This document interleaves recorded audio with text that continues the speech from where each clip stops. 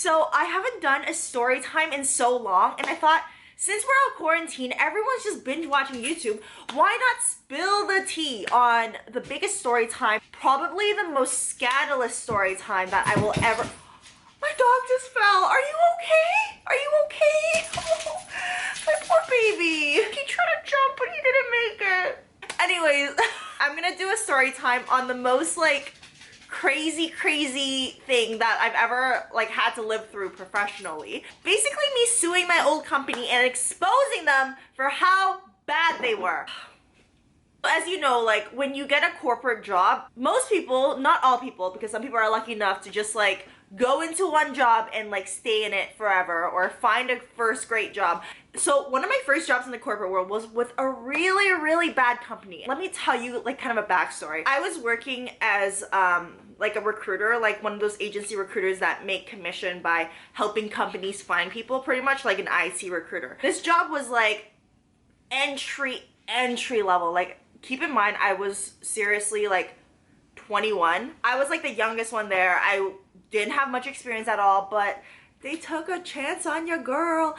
I pretty much got one of those LinkedIn messages from another person, and they were asking me to come to their company because they were hiring someone like a little higher up. Back then, young and naive me, every time I got an opportunity, I was like, oh my god, like someone wants me. Advice, don't do that. Like really look into it before you join another company. I interviewed for this company, got it like right away. My first day was so like bad vibes that I just like... In a recruitment agency, usually like when you go to a place, it's like really loud because it's like a bullpen and people are like making sales because like your sales are your calls, right? So like in my old place, I was constantly making sales. It was never quiet. In this new place, it was so quiet, you could hear a pin drop. And seriously, for the first week, the only sound I heard was me making calls, and it was only me doing sales. And I was like, it was so freaking weird, guys. I was like, how come I can't hear anyone else make calls? Oh my god. I know now that company just like exploits young people. Like they hire whoever needs a job. They pay you like the minimum, like just above poverty line, and they do not give two fucks about you. Their hours were 8 to 5 p.m. and they were so strict. Like they hired this fucking troll. They had this really big lady working at the front, and she was a troll. Like she was one of the meanest, worst personalities I've ever met in my entire life. I'm watching you, Wazowski. Always watching. I didn't even know I could meet someone like this in my life. As soon as I met her, I was like, this is not gonna be a good time. So let's get started with her first. She was a huge part of the problem. If you ask anyone who ever worked there, if they knew like the front reception person, they would be like, because it was so bad. She had a title that she wasn't like just a receptionist, but all she did was reception. They call her like manager of office administration or whatever, and she was always like, they should listen to me, I'm a manager. I'm a manager. Like, hi, my name's Karen and I'm a manager. Bitch, you answer phones. She would have to take her lunch break from 12 to 1, and someone would have to cover the front desk. They didn't have a system good enough for like, oh, route it or like whatever. We wouldn't even get that many calls, and she would always like have to take her lunch 12 to 1, and one of the recruiters who could be making sales would have to sit at her desk and cover her front desk. Like, that's just poor planning, to be honest. Oh my god, I'm looking at their Glassdoor. They have 3.7 stars because the president pretty much makes everyone like write fake Glassdoor reviews. But honey, if you ever see a Glassdoor review and the cons say like, oh, I can't think of any, or none at the moment I can think of, bitch, that review is fake. This receptionist was like the worst person you could ever meet, and she was like a compulsive liar. She was so obese. She would always be in the kitchen and she'd be like, I don't snack. Snacking's so bad for you. I don't eat fries. I don't eat this. Like, bitch, come on. Like, how did you get to that size when you don't snack? And whenever there'd be like food out, she'd be like, I don't eat that. Like, you know that office meme that's like, people are afraid to take like a whole donut and eat it, so like girls just like end up eating like little pieces of a donut until there's like random pieces of donuts.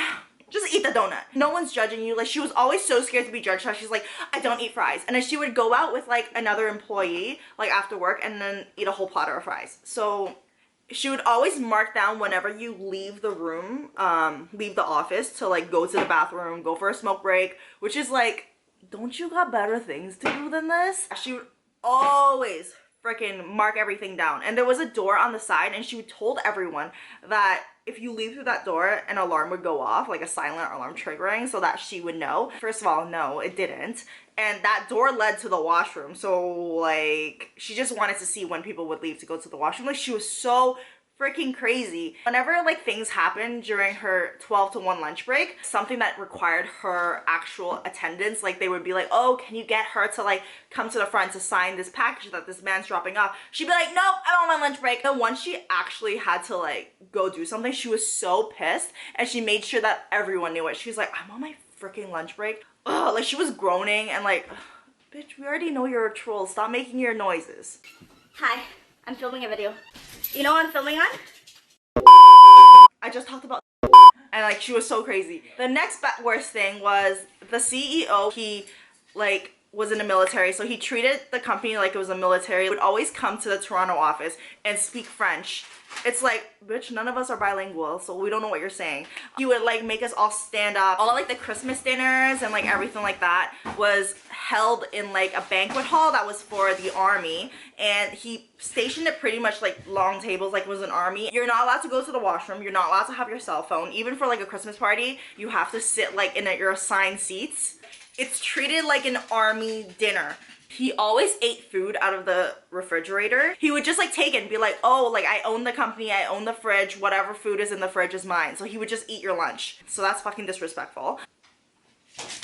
He had no respect for any person. It was so weird because they had these rules where it was like, you have to take your lunch from 12 to 1, but not everyone can take their lunch at the same time because I don't want you guys socializing and wasting time. There had to be like 1 or 2 people in the office at one time, which is like, I've never heard of that rule in any other corporate job I've ever had. Like, how does that make sense? He was like, you all have to take your lunch at the same time, but there has to be 1 person left in the office in each group, so that like, in case we need you. Once my friend and I took our lunch like super late because we were working. We took it at like 2. Honestly, at any other normal company, you can take your lunch any single time you want. We took our lunch at 2. We saw him on the street. He was like, what are you ladies doing out? and we told him we took our like a really late lunch, and he was like, Mm-hmm. Sure you did. Sure you did. that exact tone. Like, The turnover was super, super fast. Sumo, stop scratching. You would see someone join the company and they would leave in like 5 weeks max because they were like not good at recruiting, or they would hire these super new like entry level recruiters and salespeople that didn't know what they were doing because they just needed bodies to fill a chair so that they could bring in income. The commission was so low, and every time like I would get commission for a sale, it would be wrong. They would have some excuse. Accounting would never figure it out. I would get my commission late all the time. If you're messing with like my work-life balance, whatever, you're not letting me work from home, whatever. But when you're messing with someone's income, that's when it gets real. Every time I got my commission report, because I pretty much, not to brag, but I would make the most sales in this entire company. And that's why the CEO, like the military guy, he low-key like loved me to like make him income, but he would never respect me. I would get my commission report and would never be accurate, and I would go to the VP and be like, hello, like, can you fix this? Like, the fuck's going on, pretty much. So I would always get my commission report wrong, and it's just like, bitch, like, pay me my money. Like, what's the point of me working if you're taking away my incentive? Working there was so toxic. And they would hire people and not background check them. They hired someone that literally got in a physical fist fight with another employee. There was blood everywhere on a outside company retreat because they didn't background check these people. And it's just like, could have been prevented. But no, you a fucking dumbass. Oh yeah, so because they hired so many people that had like really little knowledge of what they're doing, no one really knew how to do their job, and that's why they would get let go so fast. People would come in and out like a revolving door, and there's this girl that like, she literally did nothing. Like, she freaking, not even like I want to come and complain about a coworker, but this was like one of the worst, most incompetent people I've ever worked with. She always complained about like, oh my god, I'm getting so fat, like all this stuff. But whenever donuts come into office, I don't see you rejecting any of them. She would be like peeling parts of a donut throughout the day and be like, oh, I can't eat a whole donut, I'm gonna get so fat. She'd eat different parts of a donut until the end of the day, where she pretty much ate 2 donuts by peeling different parts of it off. Once someone brought in Krispy Kreme and she walked all the way from the other side of the office, stood in front of it and was like, oh my god, like this is so not good for my figure. She looked around to see like who was giving her attention, but no one gave her time of the day. So and she didn't even like really have a super hard job there. Like she was pretty much operations, so it was like the easiest freaking job there. Obviously, like if you're operations, you're not sales, you can cover the front desk like when you need to. And she would always complain about that. We literally had like a WhatsApp fight because she was trying to make me cover freaking the front desk while I was going on a sales call. The whole company was not professional whatsoever. The receptionist or the manager of office administrations would be joking around with the CEO like in another room saying like, oh, like these people aren't listening, we should just fire them. Like we're gonna fire her, like see how funny it'll be. Oh yeah, there's no HR in this company because clearly, right? They would publicly talk about firing different employees, and like even the day that I quit, I put in like a formal complaint about the operations girl, because I was like, this girl keeps like trying me pretty much, but in like a professional way. And I know they're not professional because the VP straight up said to her, oh, like don't worry, we're firing her today. You're not supposed to be telling that to a random ass employee, okay? Yeah, so that's that. Oh, and pretty much the whole company is like broke because they are on a line of credit, which we accidentally found out. So it's not a good idea to be staying there in that company. We found out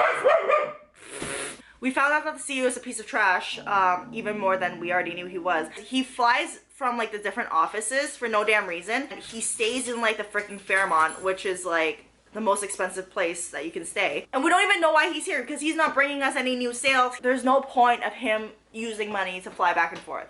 So it's like he's flying back and forth for no reason. We never see him do anything productive. God, there's so much to say. There's a restaurant right under where we worked, and that's where like everyone went for like after work drinks or like appetizers, whatever. That restaurant is where he hired a bunch of random people. Like they were like waitresses or like servers, and he would go there and like recruit to be like a salesperson or like an IT recruiter, which doesn't even make sense. But once one of the servers came up to us, she was like, do you know that guy? Like, and she pointed to the CEO. Yeah, like he's the president of our company. Oh yeah, that's what he liked to call himself, the president.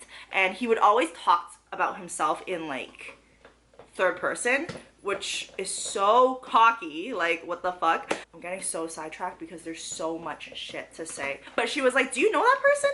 And then we're like, yeah, he's the president of our company. And then she was like, oh my gosh, like he came in here once and he offered me $10,000 to sleep with him every single time he has like a trip to Toronto. You're telling me that he's offering a random ass waitress at this restaurant to sleep with him when he can't pay any of my commission checks, right? And I'm actually funding his company.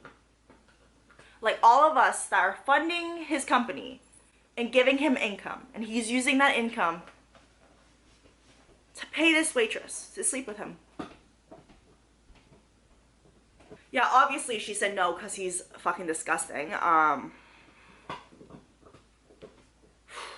Fast forward, all this shit happens. I pretty much started having anxiety attacks every single time I would go to work. Like on the train, I would have an anxiety attack. Once I threw up on the train because I was just like, my inner self was just not feeling good. I got a job opportunity to move away. Still at that job today. I'm resorting to filming the rest of my phone because my camera has internally heated up. That's why the angling is weird. I've heard from a lot of people since day one that when you try to leave, they try to like sue you for going to like a competitor. They try to take your commission reports or like whatever and not pay you out.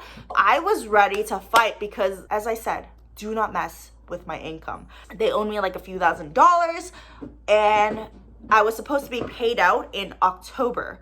So in October, I was already supposed to be paid out, like end of October, early November. Guess what? My commission had issues with it. It was delayed as it usually was. And when I submitted my like resignation, my commission was still not paid. It was in November that I submitted this. VP, like, where's my commission? Where's my money? He was like, oh yeah, like, don't worry, we'll pay it out, all this stuff. And guess what? I was gone at November. No extra dollars in my bank account. So I was like, okay. And the thing is, like, most people that are young don't think of like suing a company, going to like WSIB, which is like the workplace board here in Ontario.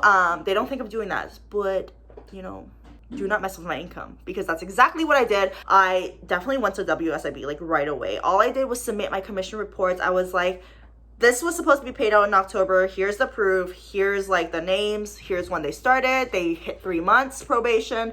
This company got the money, but they did not give the commission to me. So what you gonna do? WSIB like contacted the company. They were like, oh, like, can you guys submit any proof against this claim against you? And guess what? My friends who still worked there at the time, they were like, oh, like, your claim or your paper came in today.